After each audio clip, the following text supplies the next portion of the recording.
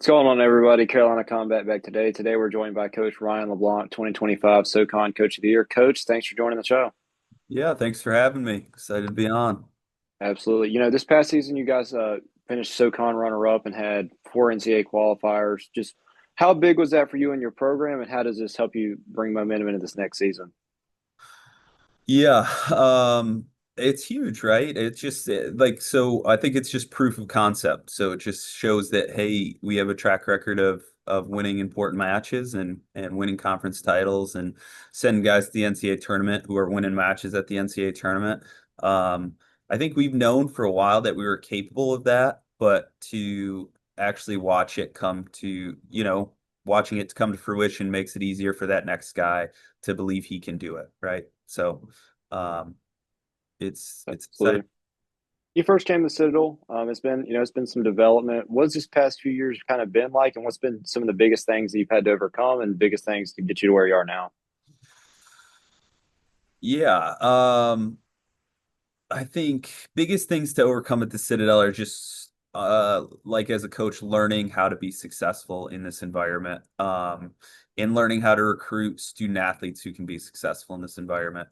Um, so I think that's one of the things that, over the last 5 years, we've really worked really hard at is kind of, how do we recruit the right fit to our institution and then how do we make sure we set up our practice, our programming, and whether it's practice or strength and conditioning or nutrition, how do we set this up for success at the Citadel? Yeah, coaching in a military school, I'm sure that brings some additional challenges. So how do you balance this in the best way for your guys? I mean, you guys were number 13, academically last year, so the proof in the pudding's working. But how do you kind of navigate that with a different setup than most schools? Um, well, academically, I think we are really, really fortunate. I think the structure built into our education here at the Citadel is first class. I think as long as kids are willing to work hard and fall in love with the process here at the Citadel and the system that's in place, it's almost hard to fail. We have some really things academically set up that really helps our kids. Just like everybody, we have great academic advisors, we have tutors, but we actually have, when you stay on campus all 4 years, we have evening study periods that are blocked out just for those kids where, hey, clear your schedule. These 2 hours every night, you're going to be sitting, you're going to make sure you're studying. So I think that extra accountability um, is something that we've really benefited from. So just the structure at the Citadel. And then I have to give a shout out to our academic advisor, Jake Lear. He wrestled at Cornell. He was actually a graduate assistant with me. I think my second year here at the Citadel. And so obviously, he's got a wrestling background. He really cares about wrestling. He really, he understands the demands that our kids are going through. And then, Jacob Sartorio is our assistant academic advisor. He doesn't actually work with wrestling, but obviously he was a college wrestler, wrestled at Appalachian State. Um, and so, I think those guys just do a tremendous job. When you're recruiting, what are you looking for in your athletes that you're looking to build your program around? Um, I'm looking for really good people that are really hard workers, blue collar kids that are going to show up and work. You know, Obviously, we're all looking for kids who can win matches. And I mean, I think if you get into the X's and O's, I think it's pretty easy, right? You want to see people who can go get takedowns on their feet, who are going to be gritty on top and be able to get off the bottom and win matches at a high level. But more importantly, I think as you drill, once you find, you kind of limit your pool to what you think can be successful at the college level from a wrestling standpoint. I think we just try to really get to know kids and their families and in then in the recruiting process, we show them like, you're coming to the Citadel for a challenge. It's not the easiest path forward.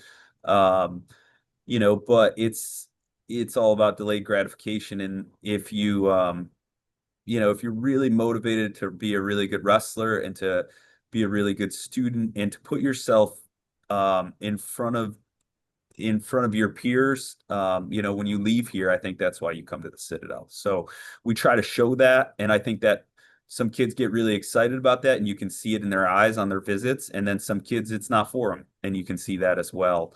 But I think that's how we approach it.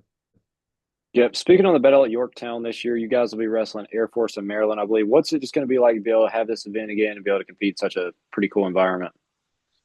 Yeah, well, huge shout out to Neil Collins.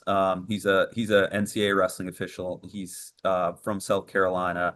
This is his show. So we just get to ride the coattails of it. But yeah, it's huge. I think tickets are almost already sold out. And I think I want to say like a third of them have been bought by Citadel people related to our program. So that's like obviously it's awesome having it right in our backyard. And last year, I mean, it's a one of a kind experience for our kids. It's a one of kind venue.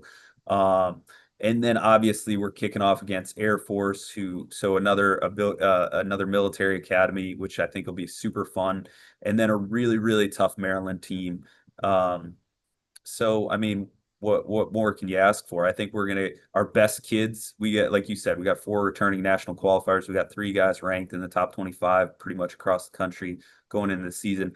All those guys are gonna have big head-to-head battles that are gonna have implications for qualifying for the nationals, moving up or down the rankings.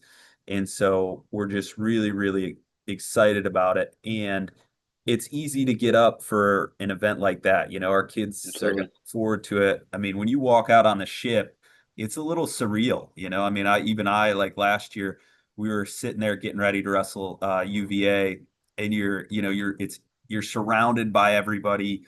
Um, and it's just unique. It's unlike anything I've done before. Not sure how much this does affect you and your program, but the new roster limits, does this kind of have any effect on you and the way you kind of run your program? Yeah, good question. So we have not opted into the revenue share yet at the Citadel. I don't think we know what the best path forward for the Citadel is. I know we've got a brand new AD who's putting a ton of time in and making sure that he makes the right decision.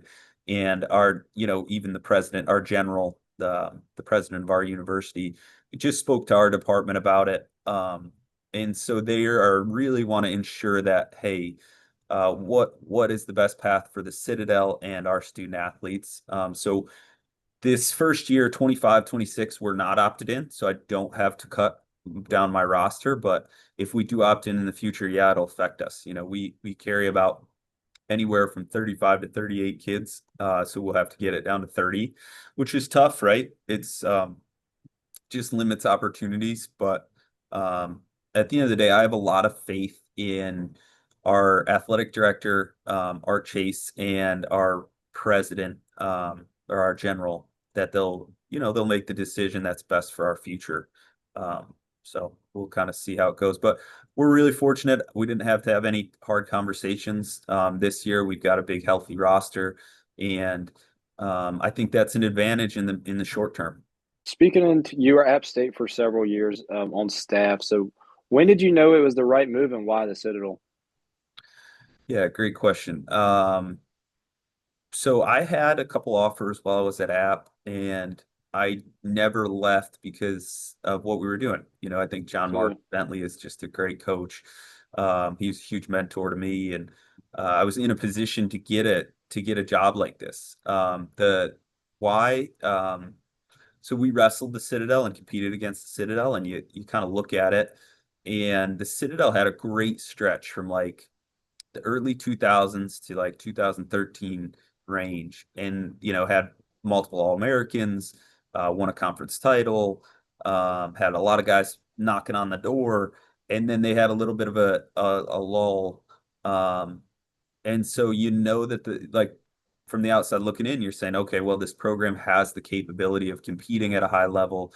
I mean, if you've ever been to Charleston, South Carolina, it's an awesome place to live, super unique, and especially in college wrestling, like we have the best location, bar none.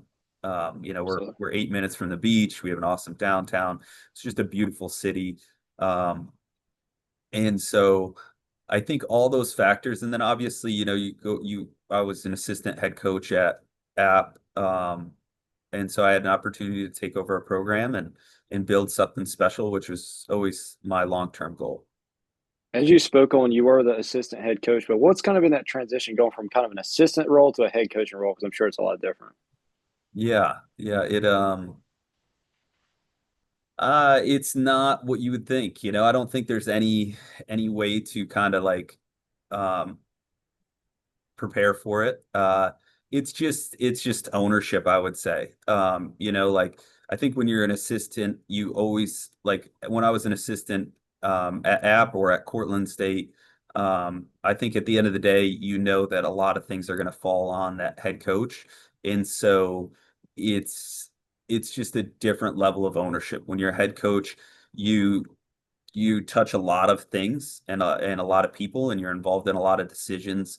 But at the end of the day, I really believe that no matter what happens within your program, it's your responsibility. So just a little bit more weight to carry. Um, you know, you have to pick your head out of the jungle and look at, hey, what direction do we want to take this program long term? Like, what's our vision long term for the program, and where are we going instead of just being on that jungle floor cutting down trees each day, right? So you're Absolutely. trying to guide and direct the ship over just hustle and work, work, work. Um, but just trying to have a little bit of greater vision and greater responsibility, I think, is the biggest difference. Speaking on long-term vision, what's your, vision for the program these next few years, as well as the regional training center? Yeah, great question.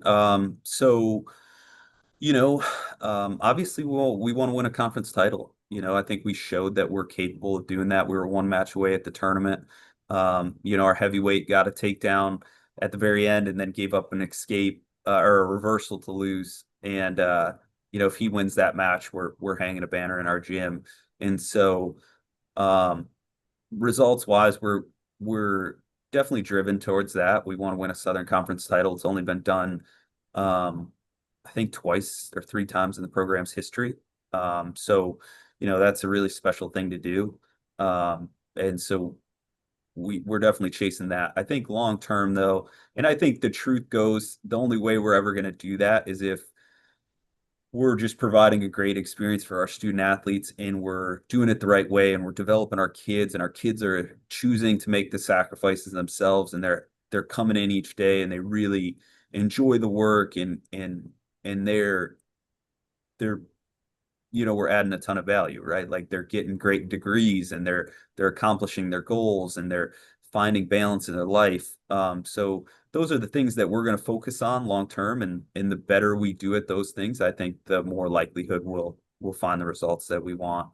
And then our regional training center has grown. So we started it when we first got here, and it's grown every year. We run, you know, we have a regional training center, and then we have a local wrestling club.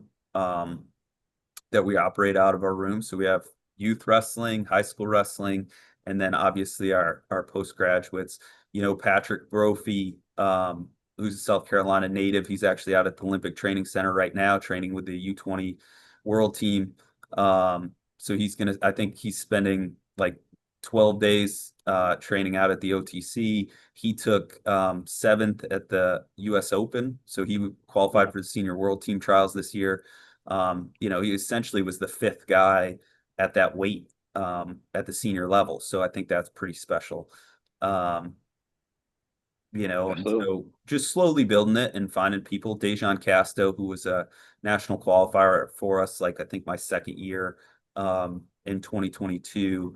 He actually, you know, beat Austin O'Connor first round of the NCAA tournament. He's moved back to Charleston and has been active in our club and regional training center. Um, and so, you know, we've been really fortunate to kind of build it that way. Funny you mentioned that. I was actually just about to ask you about that 2022 NCAA tournament. Walk me through that match and just kind of what it was like being able to experience a big win like that. Yeah. You know, I think he was kind of the first